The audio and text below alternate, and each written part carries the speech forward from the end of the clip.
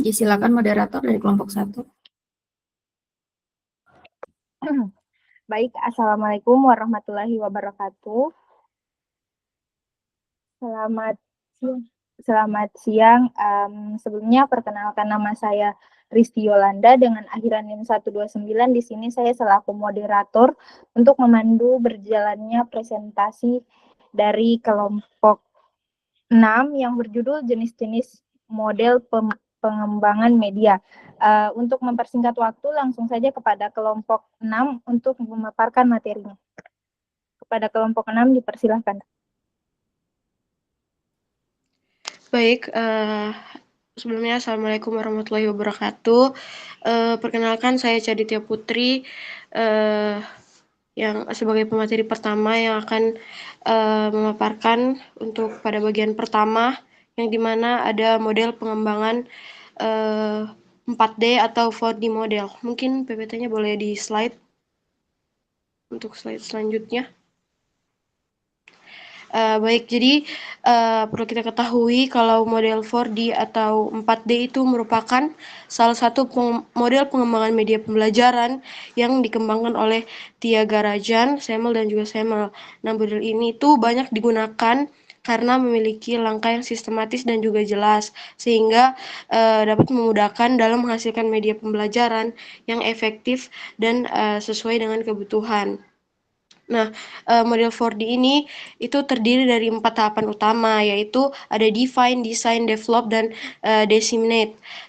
Pada tahap pertama yaitu define atau pendefinisian, tahap ini itu dilakukan penganalisisan awal untuk mengetahui kebutuhan pembelajaran. Jadi pada tahap ini tuh pengembang itu mengidentifikasi masalah yang terjadi di dalam kelas, kemudian karakteristik peserta didik, serta materi apa yang perlu dikembangkan. Nah, tahap ini itu sangat penting karena menjadi dasar dalam menentukan arah pengembangan media agar benar-benar sesuai dengan kebutuhan pembelajaran siswa. Nah, selanjutnya itu ada tahap desain atau tahap perancangan. Nah, pada tahap ini itu sudah mulai disusun rancangan media pembelajaran yang akan dibuat. Terus kegiatan yang dilakukan itu meliputi kayak pemilihan jenis media, misalnya kayak memakai media video, modul atau media interaktif lainnya. Nah, penyusunan ada juga penyusunan alur atau storyboard serta perencanaan strategi pembelajaran yang akan digunakan. Nah, dengan perancangan yang matang, media yang dihasilkan itu jadi akan lebih terarah dan juga akan lebih mudah dipahami oleh siswa.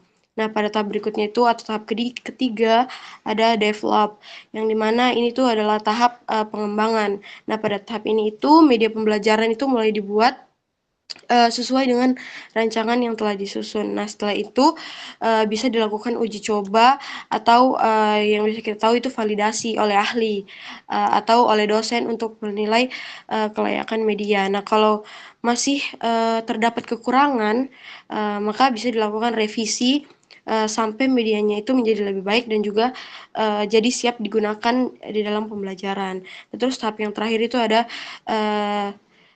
disseminate atau tahap penyebarluasan, yang dimana ini pada tahap terakhir.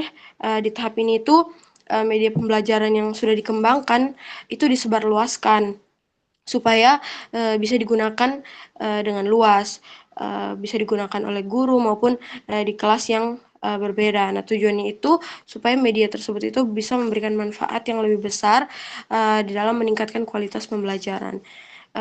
Untuk yang selanjutnya itu akan dipaparkan oleh teman saya.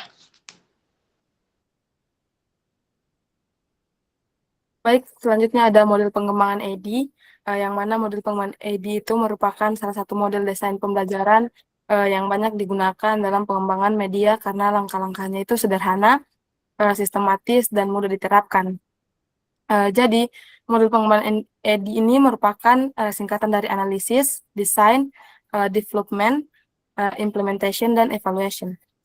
Jadi, pada tahap analisis itu dilakukan untuk mengidentifikasi kebutuhan pembelajaran, karakteristik peserta didik, serta permasalahan yang terjadi dalam proses belajar. Kemudian pada tahap desain, itu merupakan proses merancang tujuan pembelajaran, strategi pembelajaran, serta desain media yang akan dikembangkan. Kemudian pada tahap development, itu tahap pembuatan media pembelajaran yang sesuai dengan rancangan yang telah dibuat sebelumnya. Kemudian pada tahap implementation itu merupakan proses penerapan media dalam kegiatan pembelajaran. Dan pada tahap terakhir yaitu evaluation, yang bertujuan untuk menilai efektivitas media pembelajaran serta melakukan perbaikan jika diperlukan. Mungkin itu saja, selanjutnya akan dilanjutkan oleh teman kelompok saya.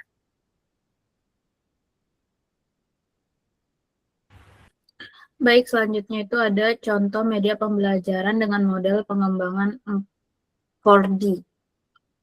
Jadi salah satu contoh media pembelajaran yang dapat dikembangkan menggunakan model 4D itu adalah modul pembelajaran digital atau modul interaktif.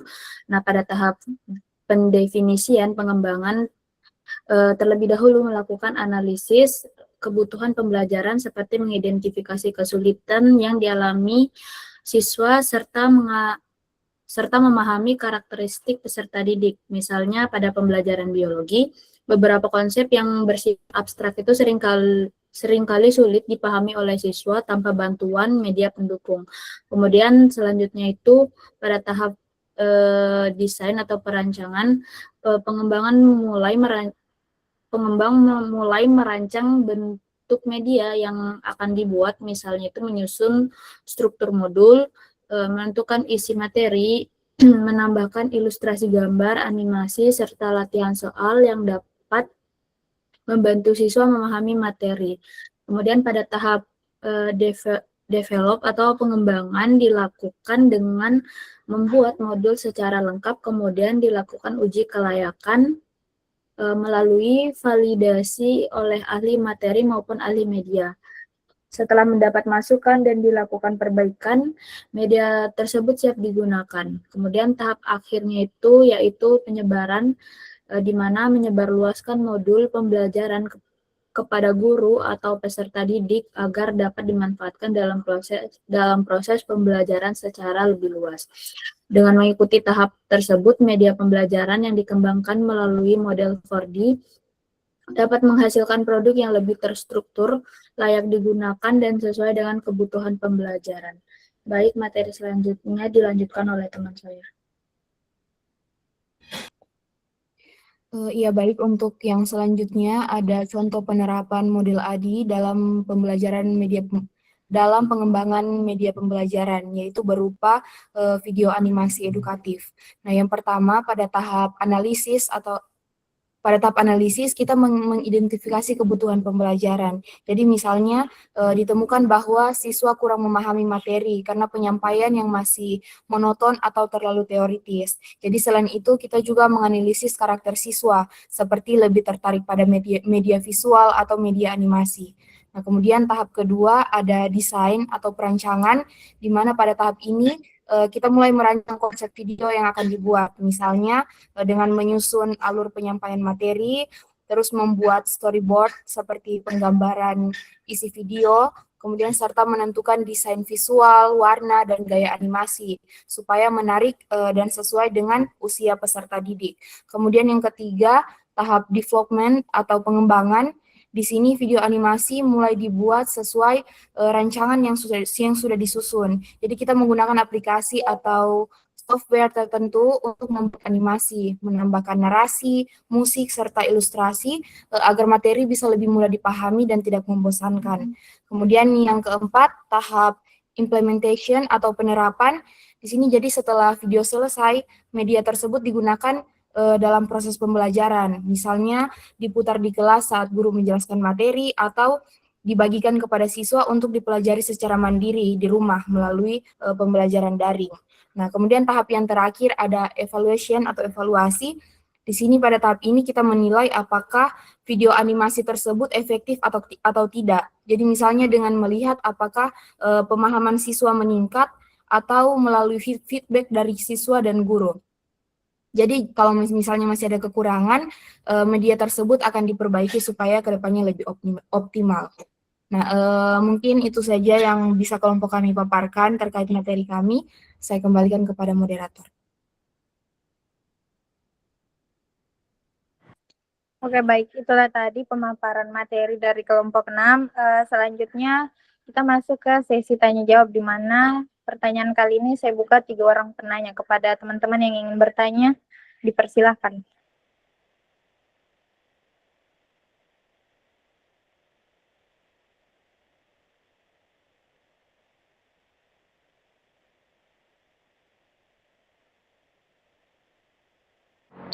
Kepada Marsha, dipersilahkan. Baik, sebelumnya terima kasih moderator atas kesempatannya. Perkenalkan, nama saya Marsha dengan akhiran NIM 080. Nah, jadi langsung saja di sini pertanyaan saya yaitu di tengah tuntutan digital yang serba cepat, apakah sifat linear model ID masih relevan atau justru menghambat inovasi karena terlalu memakan waktu? Mungkin hanya itu yang dapat saya tanyakan. Saya kembalikan ke moderator. Terima kasih. Baik, selanjutnya kepada Nikadek Ayu, dipersilahkan. Baik, terima kasih moderator atas kesempatan yang diberikan kepada saya. Saya ingin bertanya kepada kelompok 6 terkait tentang apakah penggunaan model pengembangan media ini itu bisa menjadi tidak efektif kalau misalnya waktu pembelajarannya itu terbatas. Kiranya itu saja, saya kembalikan ke moderator. Terima kasih. Baik, selanjutnya kepada Farah Mutia, dipersilahkan. Baik, terima kasih atas kesempatannya moderator. Sebelumnya perkenalkan, nama saya Farah Mutia dengan akhiran NIM 052. Di sini saya ingin bertanya kepada kelompok pemateri. Jadi pertanyaan saya itu dari kedua model yaitu 4D dan juga AD, model mana yang menurut pemateri itu lebih efektif untuk pembelajaran digital saat ini? Kalau boleh jelaskan alasannya. Terima kasih. Baik, karena sudah 3 orang penanya, langsung saja kepada kelompok pemateri, dipersilahkan untuk mencari jawabannya selama kurang lebih 2 menit.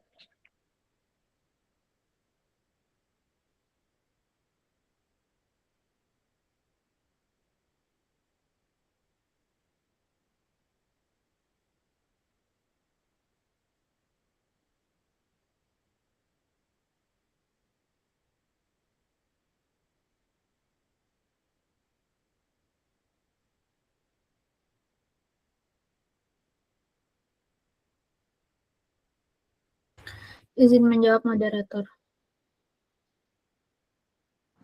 Baik, kepada Elvina, dipersilahkan. Baik, di sini saya akan menjawab pertanyaan dari Marsha, di mana pertanyaannya itu, di tengah tuntutan digital yang serba cepat, apakah sifat linear model AD ini masih relevan atau justru menghambat inovasi karena terlalu memakan waktu? Jadi, sifat linear pada model AD ini masih relevan karena memberikan urutan kerja yang jelas, sehingga pengembangan media atau pembelajaran dapat dilakukan secara sistematis dan terarah. Setiap tahap membantu memastikan bahwa tujuan pembelajaran, materi, media, dan evaluasi saling berkaitan agar hasil yang diperoleh lebih terencana. Namun dalam kondisi pembelajaran digital yang berubah cepat, jika diterapkan terlalu kaku, model ini tuh bisa terasa memakan waktu karena setiap tahapnya itu harus dilalui dengan teliti sebelum masuk ke tahap selanjutnya. Hal ini tuh kadang membuat proses inovasi berjalan lebih lambat, terutama ketika kebutuhan belajar itu harus segera menyesuaikan perkembangan teknologi. Oleh karena itu, saat ini banyak pengembang menerapkannya secara lebih fleksibel, misalnya itu melakukan revisi di tengah proses tanpa menunggu semua tahap itu selesai. Jadi dengan cara ini, model AD itu tetap dapat mendukung inovasi, menjaga kualitas media pembelajaran, dan tetap sesuai dengan kebutuhan pembelajaran digital masa kini. Baik, itu saja yang dapat saya jawab. Saya kembalikan pada moderator.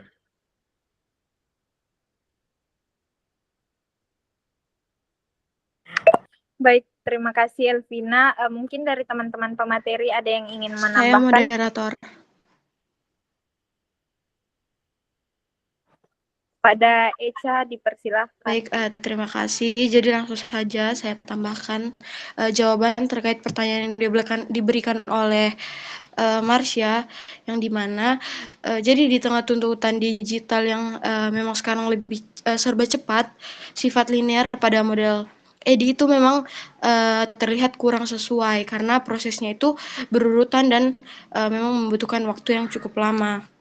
Nah, hal ini tuh bisa menjadi kendala, terutama ketika pengembang itu harus merespons perubahan kebutuhan pembelajaran yang terjadi secara cepat. Tapi di sisi lain, justru karena sifatnya yang terstruktur, EDI itu jadi masih memiliki kelebihan, yaitu meminimalkan kesalahan di dalam proses pengembangan media. Nah, dengan mengikuti tahapan yang jelas, hasil yang diperoleh itu jadi lebih matang dan juga jadi tidak terburu-buru sehingga kualitas media yang dihasilkan itu lebih terjaga. Nah, selain itu dalam prakteknya pada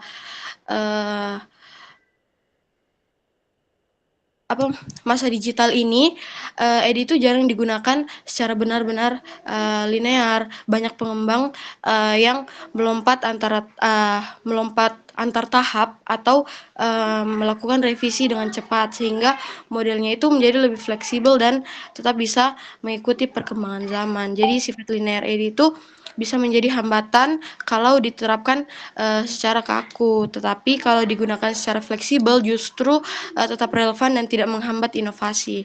Nah, mungkin itu saja, saya kembalikan ke moderator. Terima kasih.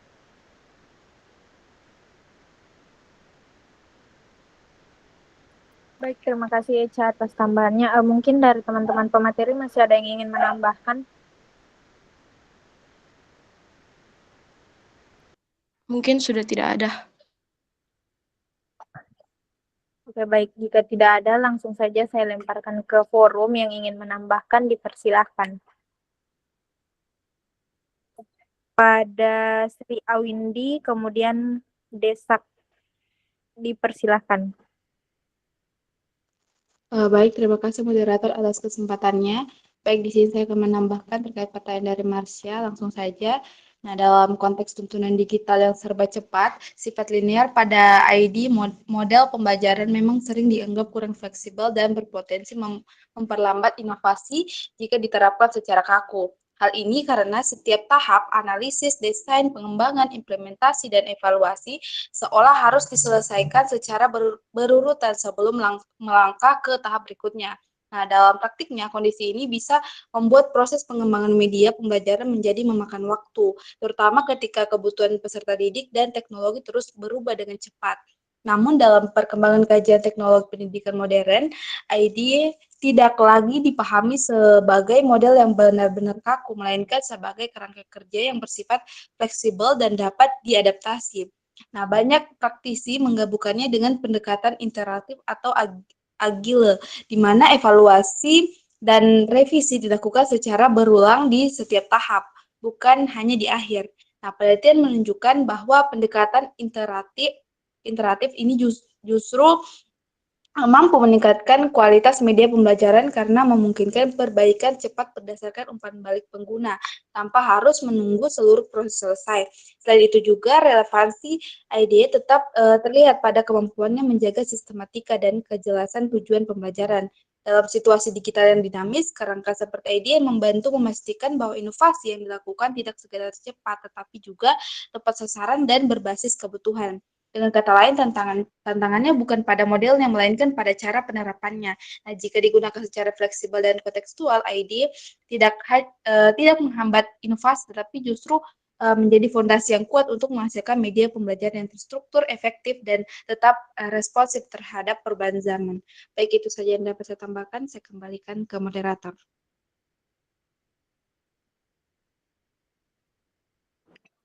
Baik, terima kasih Sri Awindi atas tambahan jawabannya. Selanjutnya kepada Desak, dipersilahkan.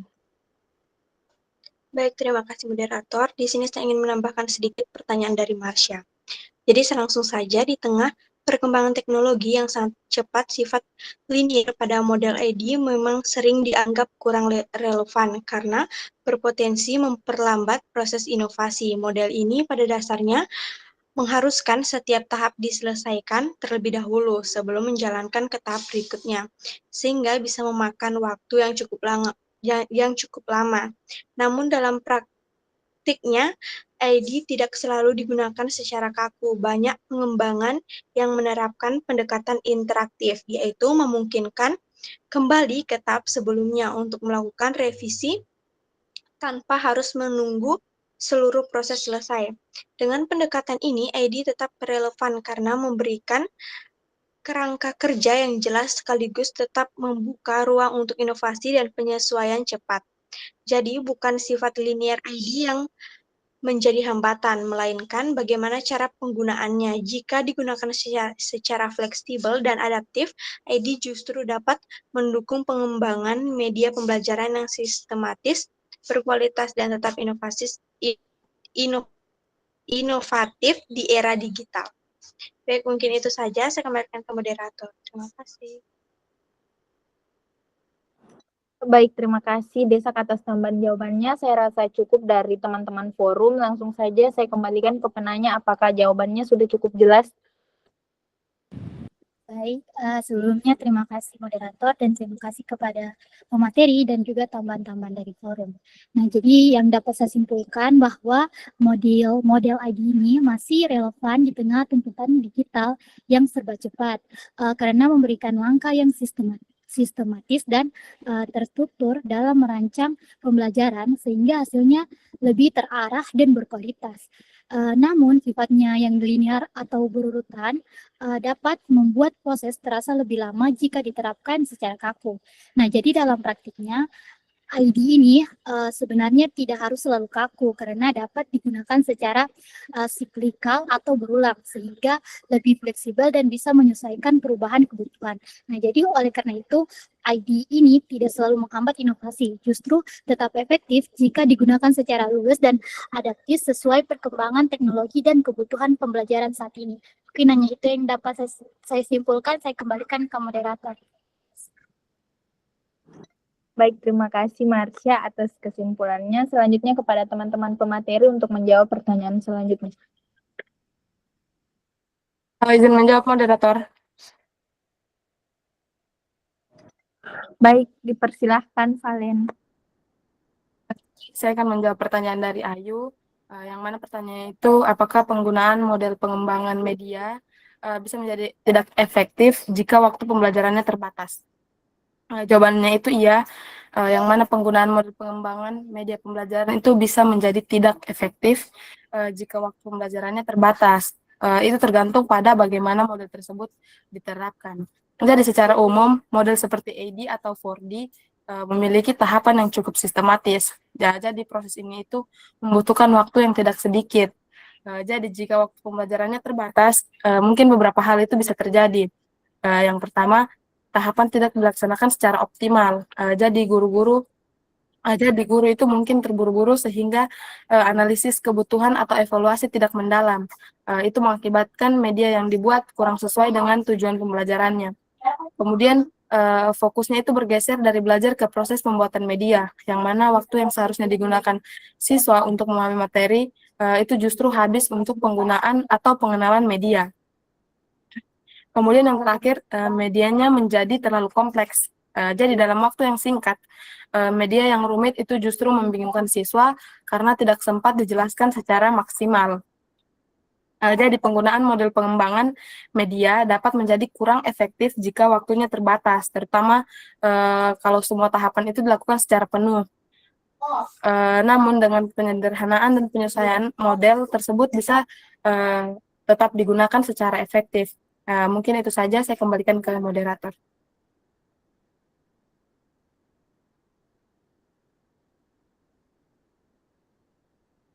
Oke, baik. Terima kasih Valen atas jawabannya. Mungkin dari teman-teman pemateri ada yang ingin menambahkan? Saya moderator. Baik, kepada Ica dipersilahkan. Baik, Iya, langsung saja. Kan pertanyaannya Ayu tadi tuh, apakah penggunaan model pengembangan media itu bisa menjadi efektif jika waktu pembelajaran terbatas. Jadi kalau menurut saya, ini sependek pemahaman saya, model pengembangan itu kan digunakan pada saat pembuatan media belajar, bukan pada saat waktu pembelajaran. Jadi secara langsung model pengembangan media seperti 4D yang saya jelaskan tadi itu dia tidak memengaruhi waktu saat proses belajar di kelas, karena model tersebut itu digunakan pada tahap pembuatan media, bukan pada saat proses pembelajaran itu berlangsung. Tapi secara tidak langsung model pengembangan itu masih bisa tetap memengaruhi waktu belajar. Kenapa? Karena kalau media dikembangkan dengan baik, kayak misalnya melalui tahapan yang lengkap, maka pada saat pembelajaran, materi itu bisa jadi lebih jelas, penjelasannya itu bisa jadi lebih singkat, dan juga siswa itu jadi lebih cepat paham. Sehingga itu bisa menghemat waktu atau proses pembelajaran. Nah, sebaliknya, kalau pengembangan media itu kurang maksimal, misalnya karena waktu pembuatannya itu terbatas, media itu bisa jadi membingungkan dan juga bisa perlu penjelasan ulang dari guru, sehingga justru itu bisa menghabiskan waktu di kelas. Jadi model pengembangan itu memang digunakan saat pembuatan media, tetapi kualitasnya itu, mohon maaf, kualitas hasil pengembangannya itu bisa berdampak pada efisiensi waktu saat pembelajaran berlangsung. Mungkin hanya itu, saya kembalikan ke moderator. Terima kasih. Baik, terima kasih Eca atas tambahan jawabannya. Mungkin dari teman-teman pemateri masih ada yang ingin menambahkan.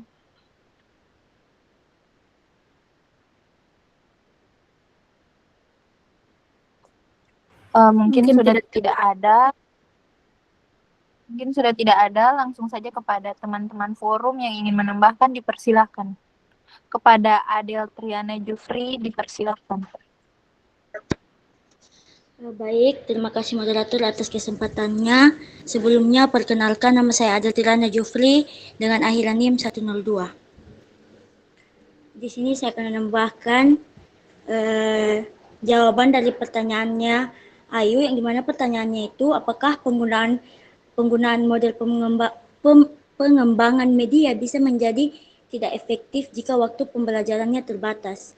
Jadi seperti yang dikatakan oleh pemateri tadi, bahwasannya penggunaan model pengembangan media ini memang bisa menjadi kurang efektif jika waktu pembelajaran sangat terbatas. Jadi hal ini karena model seperti 4D atau ID memiliki tahapan yang cukup sistematis dan membutuhkan waktu mulai dari analisis sampai evaluasi. Jadi kalau waktu sempit biasanya tidak semua tahap bisa dijalankan secara maksimal, sehingga hasil media jadi kurang optimal. Namun sebenarnya model ini masih bisa disesuaikan dengan kondisi, misalnya dengan menyederhanakan tahap atau fokus pada bagian yang paling penting saja. Nah, contohnya dosen yang ingin membuat media pembelajaran cepat bisa langsung ke tahap desain atau pengembangan tanpa analisis yang terlalu mendalam, asalkan materi tetap sesuai dengan kebutuhan yang mahasiswa butuhkan. Baik, mungkin itu saja yang dapat saya tambahkan. Saya kembalikan kepada moderator. Terima kasih. Baik, terima kasih ada tambahannya kepada Nur Fadia Putri, dipersilakan. Baik, terima kasih moderator atas kesempatannya. Jadi di sini saya akan menambahkan jawaban atas pertanyaan dari Ayu. Di mana pertanyaannya, apakah penggunaan model pengembangan media bisa menjadi tidak efektif jika waktu pembelajaran terbatas? Jadi penggunaan model pengembangan media ini tidak selalu menjadi tidak efektif meskipun waktu pembelajaran ini terbatas, tetapi memang ada tantangan dalam penerapannya, di mana model seperti AD atau 4D ini pada dasarnya dirancang untuk menghasilkan media yang matang, sehingga membutuhkan waktu dan proses yang cukup panjang. Nah, namun dalam kondisi waktu yang terbatas, guru ini bisa lebih fleksibel dengan tidak menerapkan model tersebut secara kaku. Misalnya, beberapa tahap itu bisa dilakukan secara sederhana ataupun digabungkan sehingga tetap mengikuti alur pengembangan tetapi lebih efisien. Selain itu, saya juga tadi setuju dengan salah satu pendapat dari pemateri bahwa model pengembangan ini tuh sebenarnya lebih cocok digunakan pada tahap perencanaan sebelum pembelajaran berlangsung, bukan saat proses belajar di kelas yang waktunya itu terbatas. Jadi jika digunakan dengan tepat, maka model ini akan tetap lebih efektif dan justru akan membantu guru ini menghasilkan media yang lebih terarah dan berkualitas. Mungkin itu yang bisa saya tambahkan dari pertanyaannya Ayu. Terima kasih. Saya kembalikan ke moderator.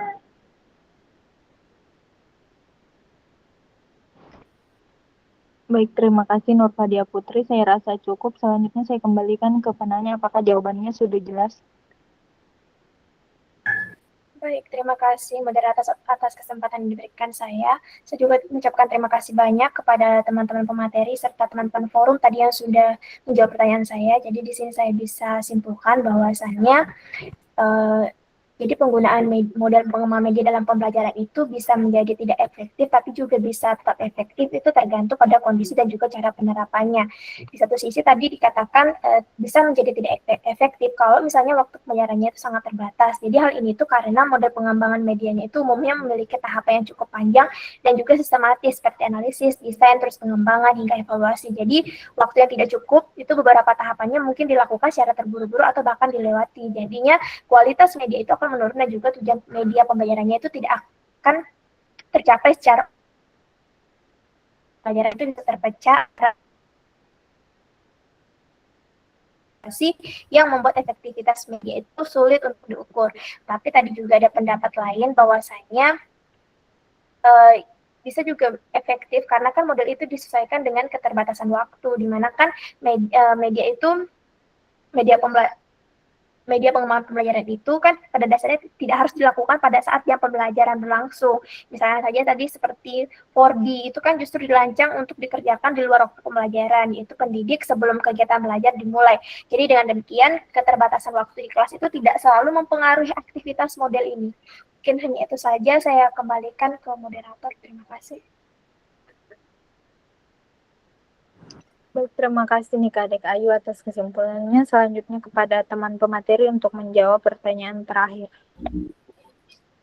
Baik, terima kasih moderator. Saya akan menjawab pertanyaan terakhir dari Farah, di mana tadi soalnya dari kedua model 4D sama ADI, itu model mana yang menurut pemateri lebih efektif untuk pembelajaran digital saat ini. Nah, menurut saya model yang lebih efektif itu model ADI. Nah, kenapa? Karena ADI itu dia lebih fleksibel dan lengkap tahapannya. Nah, jadi bukan cuma sampai dibuat media saja, tapi juga benar-benar dipakai di pembelajaran dan juga dievaluasi hasilnya. Jadi misalnya di pembelajaran digital sekarang, kita kan sering pakai video, aplikasi, atau media online. Nah, dengan ADI kita bisa mulai dari analisis kebutuhan siswa, terus ke desain medianya, kemudian buat produknya, terus dipakai langsung di kelas atau online, terus dievaluasi apakah efektif atau tidak. Jadi prosesnya itu berkelanjutan, terus bisa juga diperbaiki. Nah, kalau dibandingkan dengan 4D, sebenarnya bagus juga, tapi lebih fokus ke pengembangan produk sampai disebarkan dia. Sedangkan kalau ADI dia lebih lengkap karena ada tahap penggunaan dan evaluasi, serta langsung dalam pembelajaran.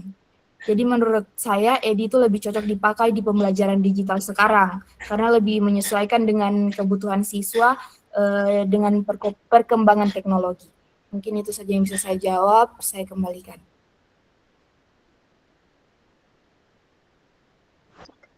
Baik, mungkin dari teman-teman pemateri ada yang ingin menambahkan? Saya lagi moderator. Baik, kepada Echa dipersilahkan. Baik, terima kasih. Jadi di sini kan ditanya mana yang lebih efektif untuk digunakan. Jadi kalau menurut saya itu tidak ada model yang mutlak paling efektif, tetapi kalau disesuaikan dengan kondisi pembelajaran digital saat ini, maka model 4D itu dia cenderung lebih efektif untuk pengembangan media pembelajaran digital yang cepat dan juga praktis.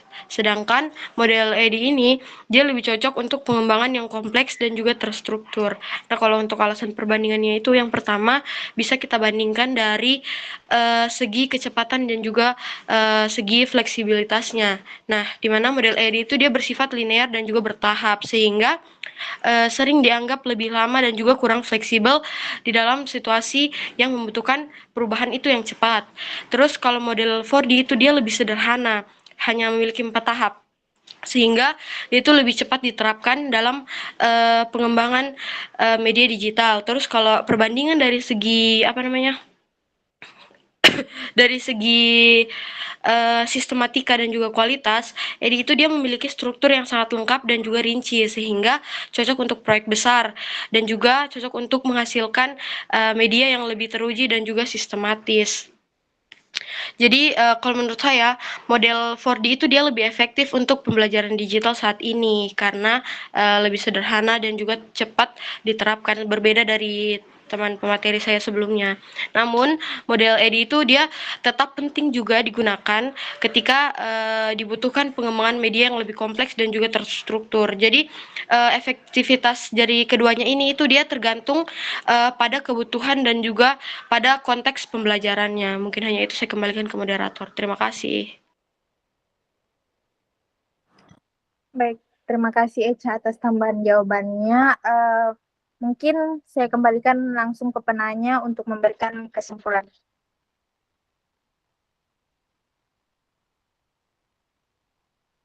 Baik, terima kasih moderator. Terima kasih juga kepada para pemateri yang telah menjawab pertanyaan saya.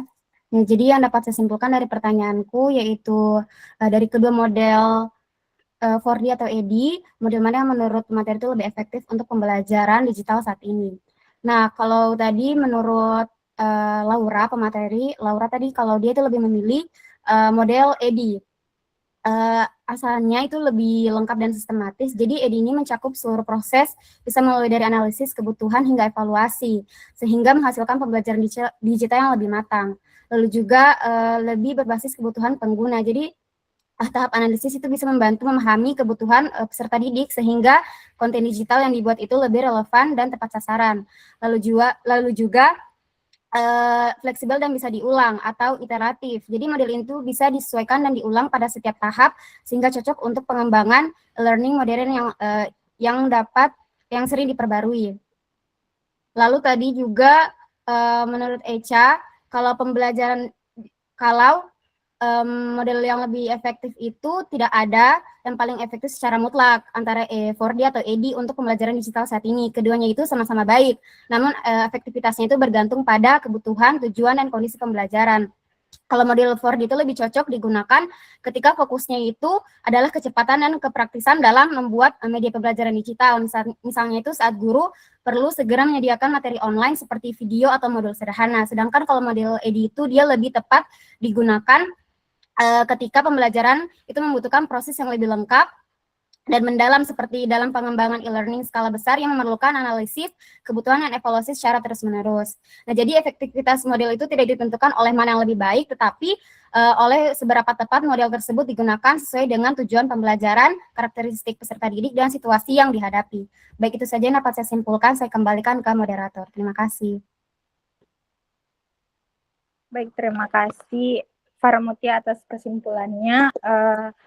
Karena waktu sudah hampir habis, langsung saja saya bacakan kesimpulannya. Jadi, baik model 4D maupun ED itu sama-sama menawarkan kerangka sistematis dalam mengembangkan media pembelajaran.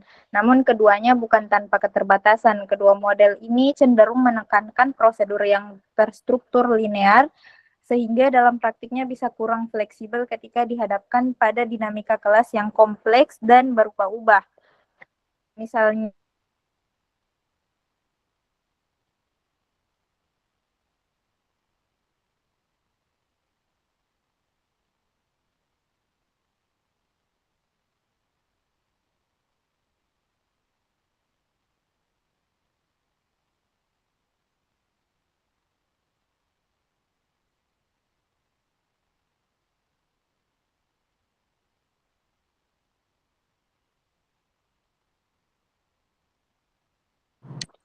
Maaf, saya lanjut.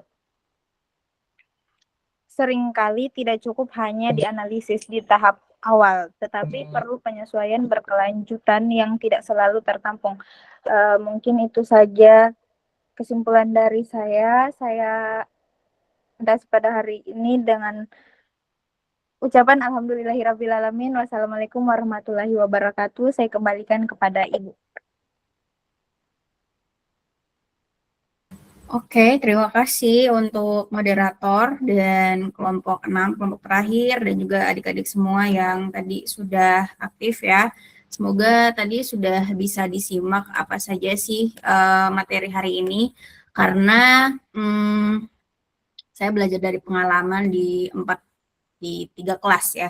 Di 3 kelas sebelumnya itu sebelum lebaran kan mereka itu sempat masuk ya di pertemuan ke-7. Jadi kalian itu yang satu-satunya kelas yang kedapatan habis lebaran gitu. Jadi dari 3 kelas itu di pekan lalu itu memang sebenarnya masih banyak yang harus saya koreksi terkait materi hari ini, karena satu pertemuan itu sebenarnya tidak cukup gitu ya untuk kita bahas model pengembangan. Nanti saya lihat apakah saya harus bisa bikin lagi satu video ya khusus untuk ini, karena dia nanti bakal ngaruh ke UTS ya. Ya nanti saya lihat kembali. Mungkin harus saya bikinkan video gitu ya, biar tidak salah paham. Nah, sebelum saya menambahkan, seperti biasa saya perlihatkan kepada kalian progres nilainya.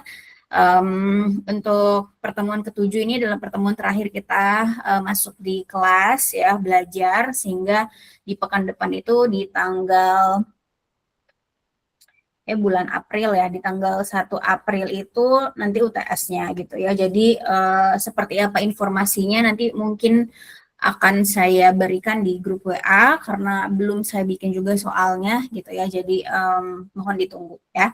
Nah, kemudian nanti adik-adik semua setelah selesai tugas mind map diperiksa sama saya, semoga bisa hari ini saya periksa semua biar nilainya juga sudah ada. Jadinya nanti bakal seperti ini, nanti akan saya share ke kalian screenshotan tabel Excel ini contoh aja di kelas yang lain karena mereka itu sudah selesai pertemuan ke-7, jadi saya sudah bisa rekap nilai mereka, dan nanti ini akan seperti ini juga contohnya. Jadi mohon bisa tetap selalu lihat grup WA, walaupun pertemuan ini kita terakhir gitu ya di ketemu di Google Meet, tapi tetap informasinya selalu harus terupdate di grup WA gitu ya. Jadi kalau ada yang tidak lihat, maka konsekuensinya bisa jadi ya tidak tahu nilainya gitu ya.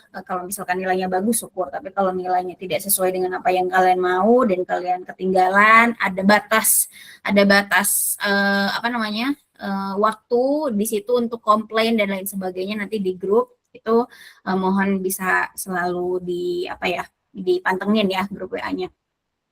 Nah, itu informasinya untuk sejauh ini. Kemudian yang bisa saya kasih, karena memang nilai untuk pertemuan ke-7 mind map-nya itu nanti tinggal kalian yang kerjakan, saya periksa nilainya akan ada masuk gitu ya. Kemudian untuk yang keaktifan di sini sudah ada nilainya ya sebenarnya, tapi saya akan lihat kembali notulensi untuk pertemuan ini bagaimana. Siapa tahu tadi ketika saya menyimak itu saya ada yang miss gitu ya, jadi belum bisa saya keluarkan nilainya.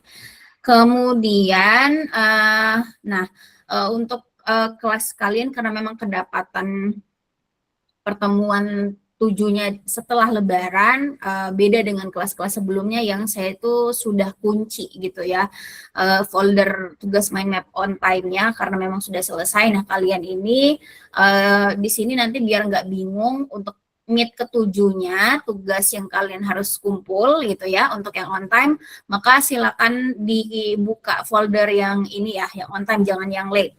Kalau kalian buka yang ini dan kalian upload di sini, maka saya tidak akan periksa. Jadi jangan sampai kalian sudah ngerjain on time, tapi karena kalian salah folder, misalkan, ya nilainya bakal konsekuensinya berbeda gitu ya. Jadi mohon hati-hati ketika mengupload. Jadi untuk yang on time, kalian nanti uploadnya di folder tugas mind map on time, kemudian di tugas mind map 7 gitu ya. Nah itu untuk sekilas info terkait nilai dan lain sebagainya. Saya masuk ke mana dulu ya? Jadi menarik sebenarnya untuk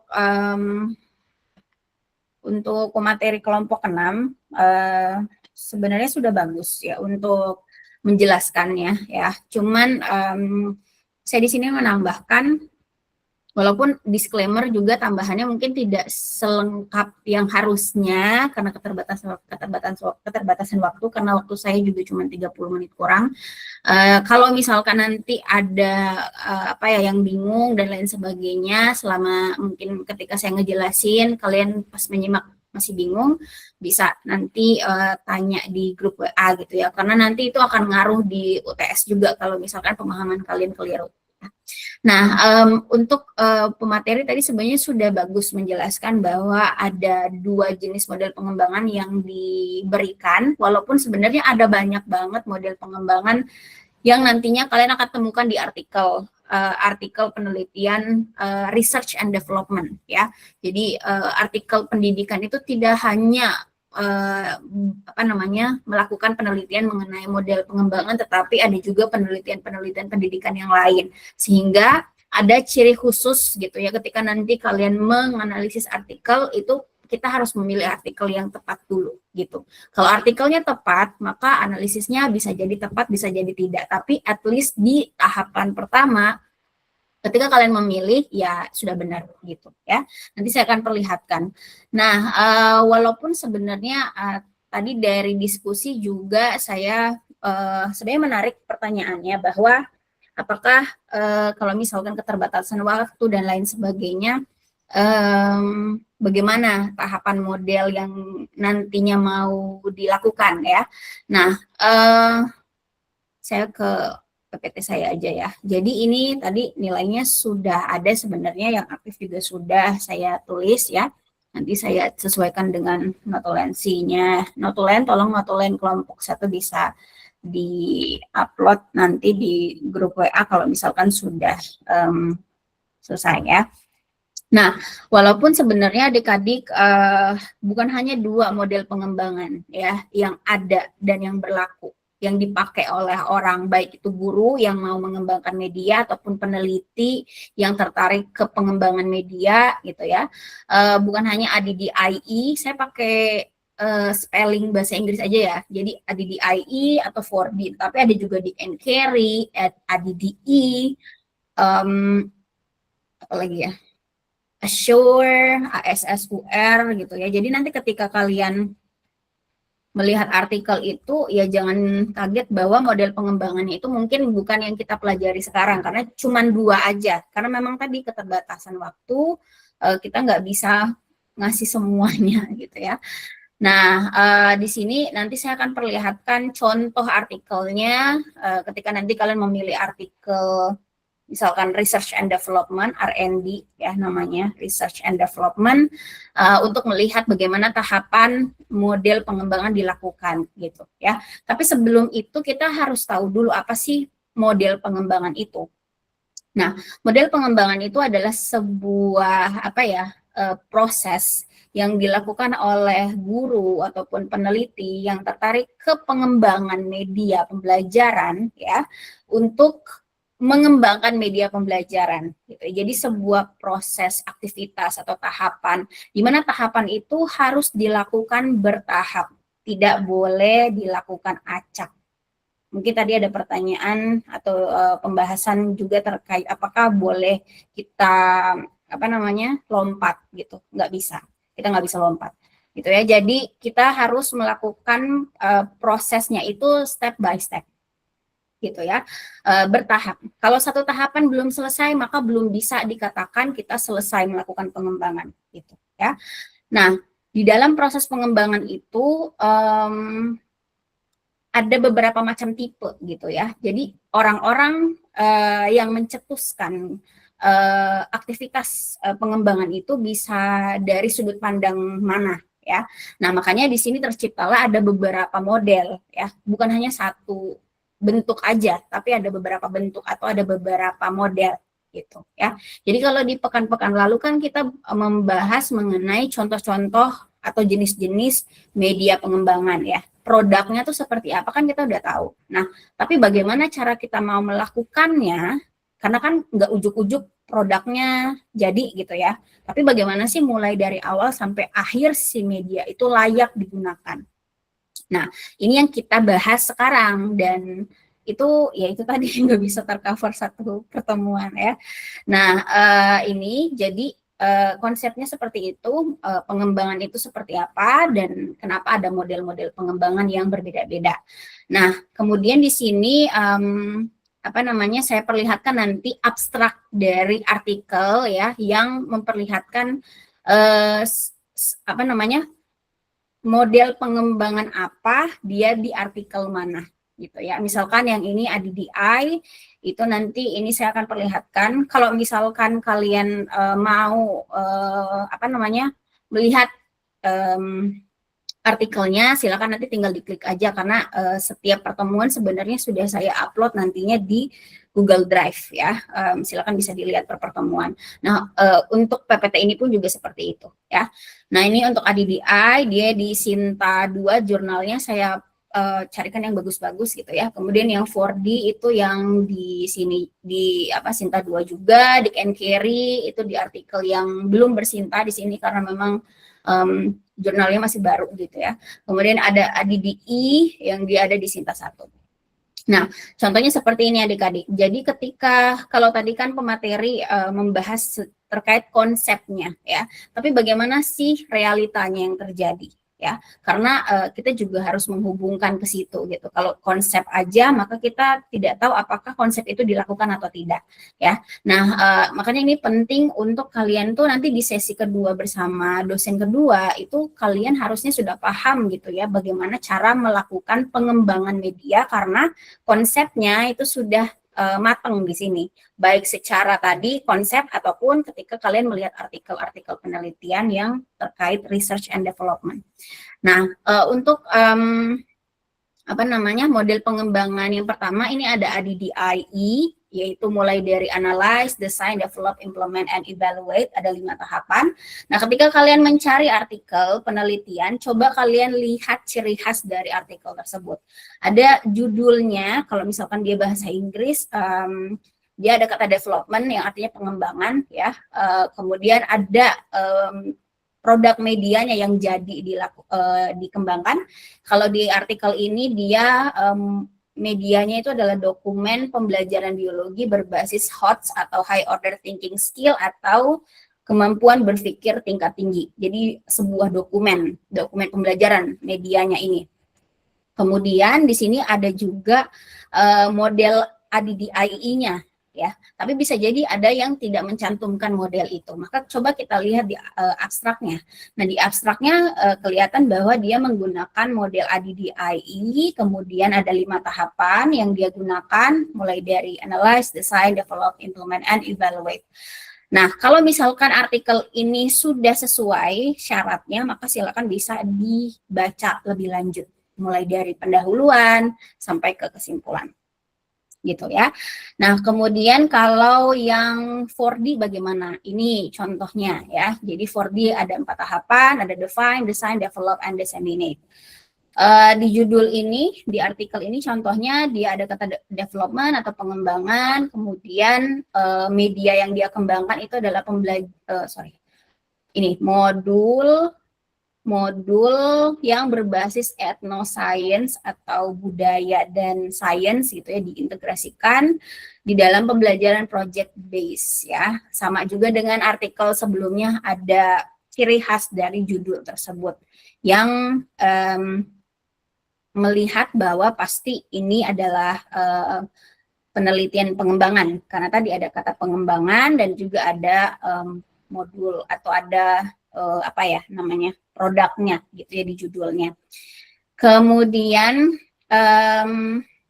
kalau kita lihat di abstrak di sini juga betul gitu ya, dia menggunakan 4D ya, di judulnya nggak ada tapi di abstraknya ada. Terus benar ada 4 tahapan yang dia apa namanya lakukan ya, define, design, develop, and disseminate.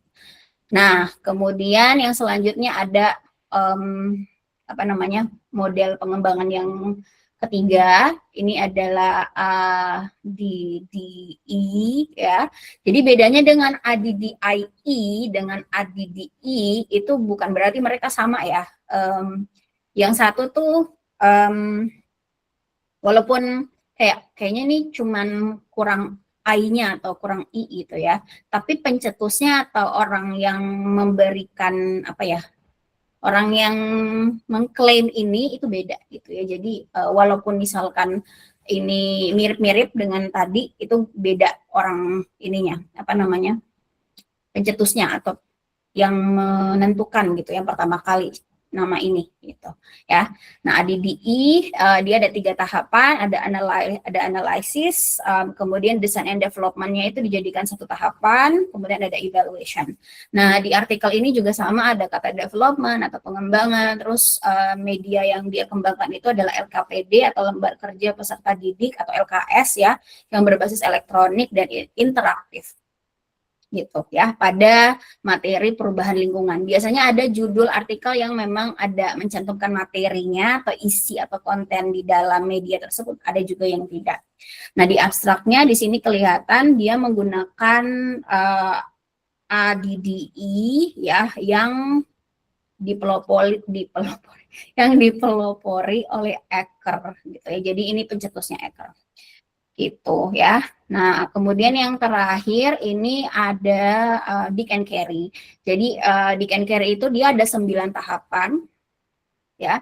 Kemudian ketika kita lihat artikelnya sama, ada judul developing, kemudian di sini ada medianya yaitu LMS ya. LMS itu berarti learning management system ya, atau kayak sebuah website gitu atau tempat pembelajaran elektronik yang dibuat ya, bisa dimasukin segala hal di situ, entah video, entah materi berbentuk tulisan, audio dan lain sebagainya, kayak website gitu ya. Kemudian di sini judulnya dia menggunakan Dick and Carey model pengembangannya. Nah di abstraknya juga kelihatan di sini ada kata ini. Biasanya kalau ada kata research and development berarti itu adalah penelitian pengembangan gitu ya. Kemudian di sini dia menggunakan 6 tahapan, tapi ketika kita menghitung tahapannya, coba kita hitung di sini ada need analysis 1, kemudian instructional analysis 2, learner analysis 3, instructional design 4, formative evaluation 5, revision 6, dan field implementation 7. Jadi dari 9 tahapan dia hanya melakukan 7. Apakah boleh? Boleh. Kalau misalkan apa namanya, adanya keterbatasan dari peneliti, baik itu guru ataupun peneliti yang mau mengembangkan sebuah media, maka bisa gitu ya. Misalkan saya mau bikin media apa, saya pakai apa, model pengembangannya, oh saya hanya di tahapan define sama design untuk 4D gitu ya. Boleh, tapi jangan melompat gitu. Jadi kalau misalkan keterbatasan, maka ya sudah lakukan apa yang bisa. Jadi nanti tahapan selanjutnya yang belum, maka nanti bisa dilakukan misalkan nanti ketika ada waktunya gitu. Tapi berarti media tersebut belum selesai gitu. Jadi belum bisa dikatakan misalkan dia layak digunakan atau belum. Begitu. Nah, saya percepat aja ya. Jadi apa sih mereka tuh bedanya apa gitu ya dari kalau tadi kan pemateri ada 2 ya, 4D sama ADDIE. Tapi ketika kalian tadi mengeksplor, oh ternyata ada beberapa yang saya tambahkan ya. Dan juga mungkin ada lagi yang lain yang mungkin saya tidak tambahkan. Ketika kalian melihat artikel yang mungkin berbeda model pengembangannya, ternyata mungkin ada kebingungan misalkan. Apa sih bedanya dari mereka semua ini gitu ya. Nah, ini review dari saya karena saya sempat melakukan penelitian S2 saya itu pengembangan ya. Jadi saya pakai model pengembangan 4D, kayaknya saya lupa. Terus yang di tahun lalu itu kayaknya ADDIE. Nah, jadi saya ya lumayan ada pengalaman gitu ya dalam melakukan pengembangan media, dan ketika saya mereview artikel-artikel tadi yang tadi saya sebutkan ini, abstrak-abstraknya ya, itu sebenarnya mereka itu tidaklah berbeda secara signifikan. Yang berbeda hanya dari istilah yang mereka gunakan, istilahnya. Misalkan ketika kalian lihat ADDIE, di sini analyze, tapi di 4D itu define. Tapi sebenarnya sama gitu. Kemudian apakah dari tahapan gitu ya, ada yang lebih lengkap, ada yang mungkin tidak lengkap, sebenarnya juga sama aja gitu. Hanya ada perbedaan dari misalkan ada tahapan misalkan yang banyak tadi ya, tahapan di sini model Dick and Carey itu kan dia ada 9 tahapan. Nah, makanya saya bikinkan seperti ini biar kalian tidak bingung, karena ada orang yang mencetuskan model pengembangan itu, mereka menjembrengkan apa sih ya, menuliskan semua tahapannya gitu, jadi tahapan utama gitu ya, jadi 9 misalkan. Nah, tapi kalau 4D misalkan atau ADDIE ataupun ADDE itu mereka meringkas itu gitu. Nah, tapi apakah yang model pengembangan yang teringkas tadi atau yang kelihatannya istilahnya cuma 4 atau 5 atau ada yang 3 gitu ya, itu malah tidak lengkap dengan yang model pengembangan yang 9 misalkan tadi? Enggak gitu, karena sebenarnya apa yang dilakukan sama gitu ya. Jadi saya sudah membaca beberapa artikel tadi, itu sebenarnya mereka sama aja gitu. Apa sih yang dilakukan oleh keempatnya di sini ya, dalam hal ini. Nah, jadi saya rangkum di sebelah kiri ini, paling kiri, sebenarnya apa sih yang mereka lakukan dari keempat ini, walaupun berbeda secara jumlah tahapan dan juga istilahnya ya. Nah, tahapan yang pertama adalah baik itu analyze, define, ataupun kalau untuk di and carry itu dia ada learning need analysis, instructional analysis, learner and context analysis, dan juga ADDIE analysis. Itu sebenarnya adalah kita tuh mau ngapain sih gitu ya, awalnya seperti itu. Jadi kita harus menentukan dulu masalah, kita harus mengobservasi dulu misalkan kelasnya ataupun siswanya ataupun gurunya, ada masalah apa sih di sana, medianya seperti apa sejauh ini gitu ya, hasil belajarnya seperti apa. Maka pasti sama sebenarnya apa yang mereka lakukan di 4 model ini gitu, walaupun istilahnya berbeda dan jumlahnya berbeda gitu ya. Jadi identifikasi masalah terlebih dahulu, dilihat dulu realitanya seperti apa yang terjadi di sana gitu ya. Setelah itu baru ditentukan masalah itu apa yang mau dipecahkan, solusinya apa. Nah, solusinya adalah tidak lain dan tidak bukan dengan mengembangkan atau membuat media. Jadi sudah ada kesimpulan, sudah ada kayak solusi di tahapan pertama dari masalah tadi mau dibantu pakai apa gitu ya, dengan mengembangkan media gitu. Baik analyze, define, Dick and Carey yang ada 3 ini, ADDIE ini ada 1 gitu ya, itu sebenarnya sama aja. Cuman berbeda ya istilahnya. Kalau di 4D define, kalau di ADDIE itu analyze, di ADDIE itu analisis gitu ya. Tapi sebenarnya sama aja ya. Kemudian tahapan yang kedua baik itu di ADDIE design, 4D design juga, kemudian Dick and Carey instructional design, ADDIE design, itu sebenarnya adalah kelanjutan dari tahapan pertama. Ketika kita udah tahu kita mau bikin apa, maka kita rancang draft. Nah, draft itu berbeda dengan produk jadi.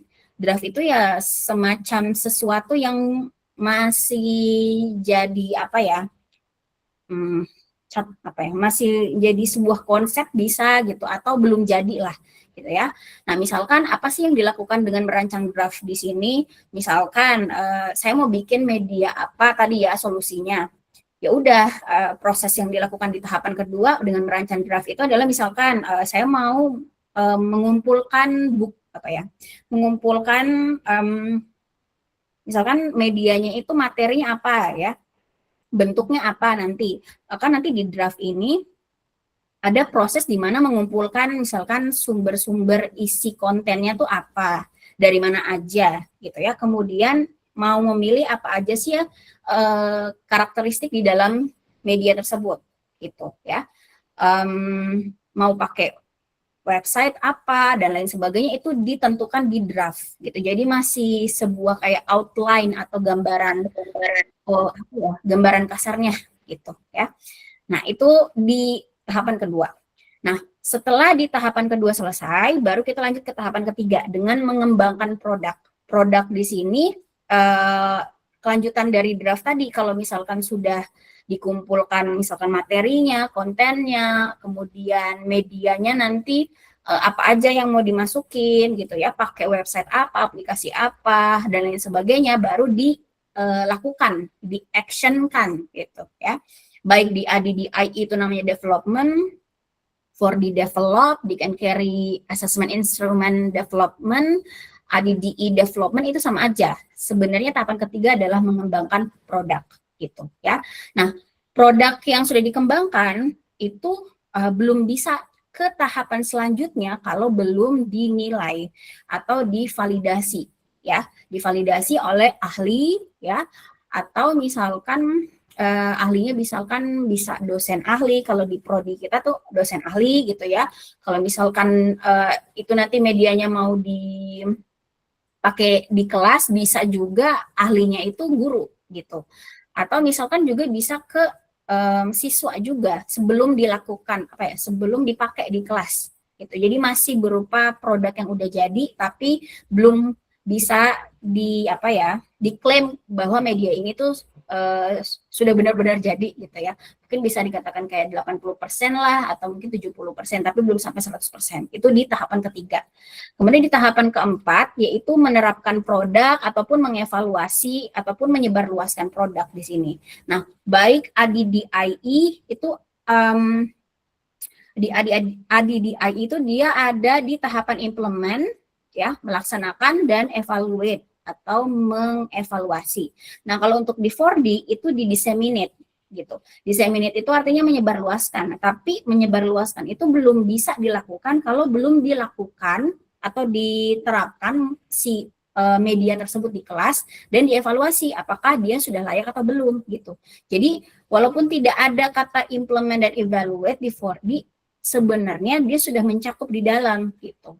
Dan kalau di Dick and Carry juga seperti itu. Ada evaluation, kemudian ada revision, dan field implementation. Artinya evaluasi, kemudian ada revisi, dan juga ada uji coba lapangan, uji coba lebih luas gitu ya. Nah, kalau di ADDIE ada di evaluation gitu. Nah, berarti kalau dari sini sebenarnya mereka tidak jauh berbeda gitu.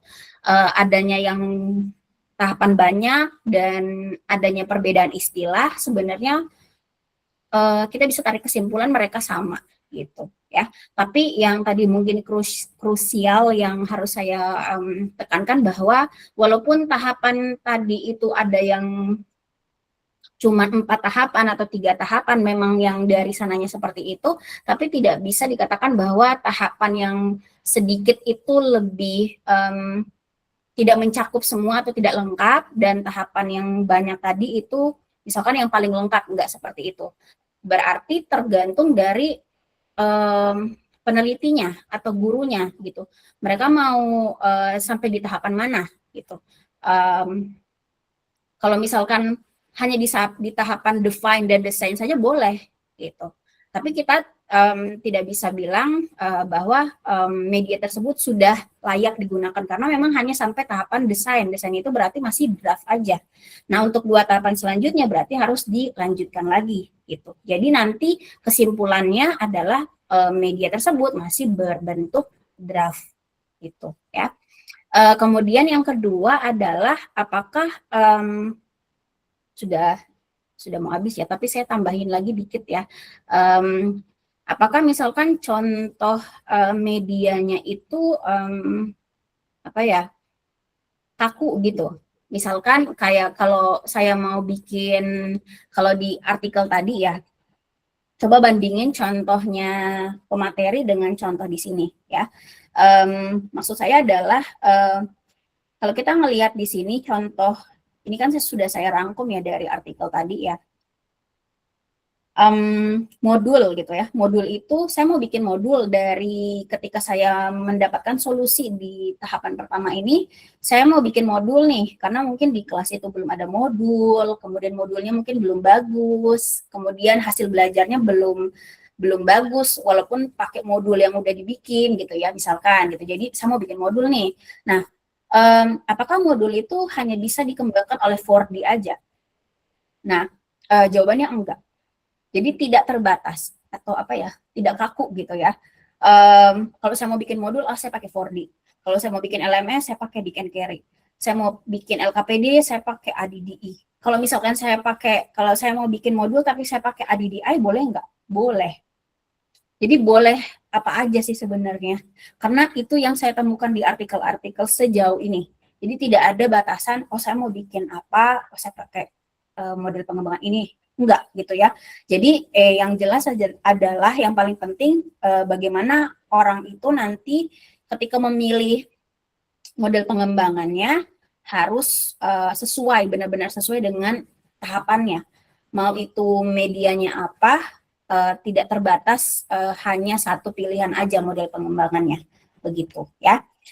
Kemudian ini nanti ke mind map-nya ya. Tapi sebelum itu saya ke sini dulu. Jadi harusnya sih sebenarnya saya perlihatkan ke kalian di mana sih tahapan tersebut berlaku ya. Kalau tadi kan saya perlihatkan link-nya atau tautannya dan juga abstraknya. Nah, bagusnya ketika kalian nantinya kan nanti di UTS pasti kalian ngambil artikel gitu, artikel kemudian dianalisis ya. Nah, jadi kalau di sini karena keterbatasan waktu saya cuma perlihatkan aja di setiap artikel-artikel tadi mereka itu ada di mana sih ya penjelasan dari model pengembangan itu dilakukan. Nah, tadi dari abstrak sudah ya yang ditandai kuning ini itu berarti terbukti bahwa model pengembangan itu dilakukan oleh orang ya. Nah, tapi selain di abstrak, yang paling bagusnya lagi ketika kalian menyelami juga di setiap bab atau setiap bagian-bagiannya ya. Mulai dari pendahuluan di sini di introduction. Kalau kalian lihat di sini yang kuning-kuning itu sebenarnya mereka bilang di penelitian itu mereka mau melakukan apa, analisisnya gitu ya. Analisis masalahnya seperti apa di tahapan pertama tadi gitu ya. Kemudian di bagian metode di sini juga ada ya.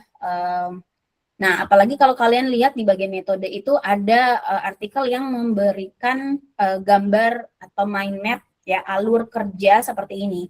Nah, ini jadi kelihatan bahwa di tahap misalkan dia pakai apa nih? Kalau di artikel ini kan dia pakai ADDI gitu ya, ADDI ya. ADDI itu dia ada 3 tahapan. Nah, 3 tahapan itu di bagian metodenya kelihatan tuh analisisnya di mana, design and development-nya di mana, evaluation-nya di mana. Dan apakah dari 3 tahapan tadi mereka melakukan semuanya. Nah, itu bisa kelihatan di bagian-bagian di bawah selain di abstrak gitu ya. Nah, kemudian di bagian sini juga yang saya tandai kuning-kuning itu mereka melakukan gitu apa yang mereka kasih tahu di abstrak tadi ya, lebih jelasnya. Nah, di sini juga di hasil dan pembahasan ya. Nah, kemudian ada before after ketika media itu dikembangkan dan direvisi bagaimana perbedaannya. Ini bagus banget ketika kalian benar-benar belajar dari artikelnya. Kalau tadi kan saya cuman perlihatkan aja ya sekilas seperti apa. Gitu ya. Nah, nanti tolong adik-adik bisa belajar mandiri aja ya gitu ya. Karena itu tadi saya cuman kasih linknya, kalian silakan bisa pelajari di mana letak-letaknya. Nah, kalau tadi dia itu ADDI, nah kalau yang artikel ini dia adalah pakai Dick and Carey yang ada 9 tahapan, tapi dia hanya pakai 7 tahapan. Nah, di metode di sini kelihatan ya, yang kuning-kuning ini mereka melakukan apa aja sih di situ gitu ya. Kemudian ini yang ADDIE itu di sini ya. Harusnya sih saya mau jelasin ini ya. Tapi karena waktunya terbatas, jadi Silakan nanti kalian bisa belajar sendiri. Ini kelihatan sekali dia tahapannya apa yang mereka lakukan di ADDIE gitu ya, ADDIE. Nah, kalau di sini dia implement aja, evaluation-nya dilakukan atau enggak ya, bisa dilihat di bagian metode. Di hasil juga kelihatan apakah medianya itu kesimpulannya seperti apa, layak atau belum layak. Gitu ya. Kemudian yang terakhir ini yang 4D. Nah, 4D itu juga seperti itu, sama di bagian pendahuluannya ada tuh analisis masalahnya, kemudian di bagian metode di sini ya ada mind map-nya di sini bisa kelihatan tahapannya apa aja yang dia lakukan, apakah dari 4D itu 4 tahapan tadi dilakukan semua atau enggak. Di situ mereka ngejelasin, ini juga ada kayak before after apa namanya si media itu gitu ya. Jadi di tahapan ketiga itu bukan hanya mengembangkan aja ya, tapi harus divalidasi. Dan di tahapan terakhir sebelum diberikan kesimpulan apakah media itu layak digunakan atau tidak, harus dipakai dulu di kelas, baru nanti dievaluasi. Kalau misalkan belum berhasil, maka belum bisa kita katakan media itu layak. Nah, berarti ngapain lagi? Nah, proses yang dilakukan adalah berarti harus direvisi lagi media tersebut. Begitu. Sampai media tersebut layak digunakan. Itu ya. Nah, untuk mind map-nya, jadi mind map-nya ini draft-nya, kalian bisa pakai ini. Jadi yang saya minta untuk mungkin nilainya kalau mau bagus ya, kalian tinggal bikin mind map yang seperti yang saya mau. Misalkan judul yang pertama itu jenis media pengembang, jenis model pengembangan gitu ya, model-model pengembangan media pembelajaran. Kemudian di kotak kedua ini model apa yang mau kalian jelasin ya. Misalkan di sini 4D, bisa juga beberapa di sini ya. Kemudian setelah itu kalian tentukan satu contoh model yang mau satu contoh media ya yang mau dikembangkan pakai model 4D misalkan ya, misalkan apa modul gitu atau video ataupun website. Nah, di sini kalian ngarang aja, tapi mengarangnya atau membuatnya itu harus sesuai dengan apa yang dengan istilah yang ada di 4D. Misalkan 4D itu kan tadi ada 4 ya, define, design, develop, and disseminate. Maka coba nanti selain kalian menyebutkan, kalian menjelaskan gitu, konteksnya define itu apa, design itu apa, develop itu apa, disseminate itu apa. Dan jelaskan juga sesuai dengan konteks dari media yang mau dikembangkan. Misalkan tadi media yang mau dikembangkan modul, maka nanti di tahapan define, design, develop, dan disseminate itu kelihatan tuh media modulnya di situ. Ada kata-kata media itu di define, design, develop, and disseminate. Begitu ya. Kalau misalkan satu jenis model ini sudah bisa dijelaskan sesuai dengan konteksnya, maka sudah sesuai walaupun hanya satu. Tapi kalau mau beberapa boleh lebih baik lagi nanti nilainya. Tapi nanti disesuaikan juga dengan waktunya gitu ya. Seperti itu. Oke, jadi kalau di PPT-nya pemateri kan sebenarnya ini sudah masuk dengan yang saya mau di mind map ya, tinggal nanti di kotak-kotakin aja. Tapi bukan berarti nanti ini sama semua nih. Misalkan copy paste ini semua. Nah, kalau copy paste misalkan punyanya pemateri semua yang dipakai, maka tentu nilainya juga enggak original gitu ya. Seperti itu. Oke, itu aja untuk tambahan dari saya karena saya ngaret ya.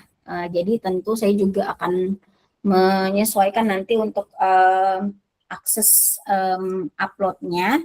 Jadi karena ini sekarang kan jam 2:20 ya. Mohon maaf ya adik-adik, saya minta tambahan waktunya tadi. Jadi kalau seperti itu molor 10 menit ya. Jadi 2. Ini juga siganya nggak bagus. Dari tadi jam 2:20, nanti untuk presensi sampai jam 2:30.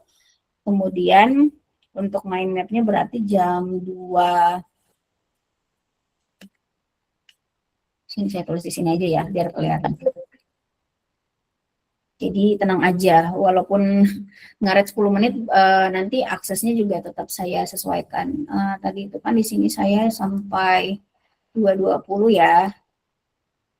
Jadi 4.20, kemudian di sini juga nanti akan molor.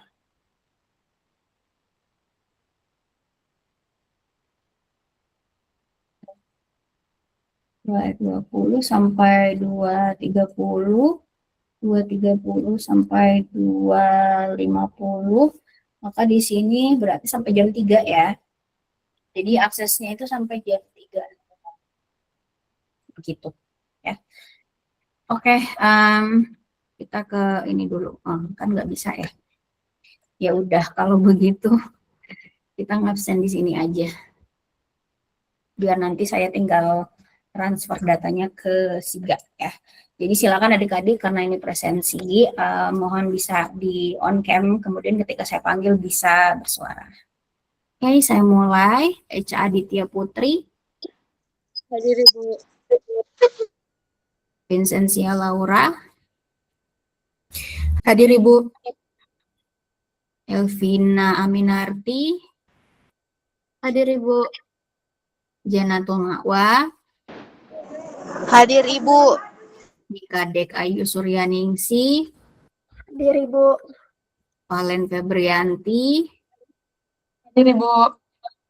Nur Tasya. Hadir Ibu. Bentar ya. Jadi Valen udah. Nur Tasya udah. Desa Putu Miradewi. Hadir Ibu. Muhammad Ragil. Hadir Ibu. Zahra Tunsyifa. Hadir Ibu. Farah Mutia. Hadir Ibu. Siti Hadir, Ibu. Nurhaliza. Ya. Hadir Ibu. Sria Windy. Hadir Ibu. Atifah. Hadir Ibu. Agustina. Hadir Ibu. Marsha. Hadir Ibu.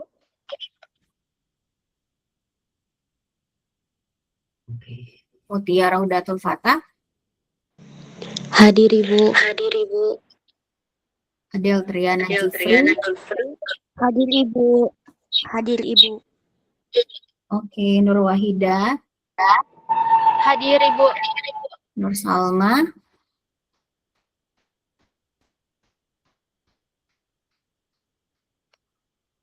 Nur Fadia Putri. Hadir Ibu.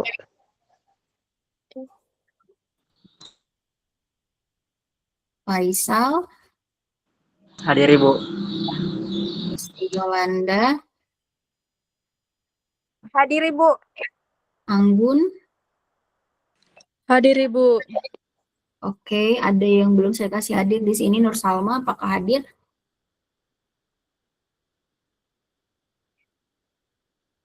Oke, tidak ada ya.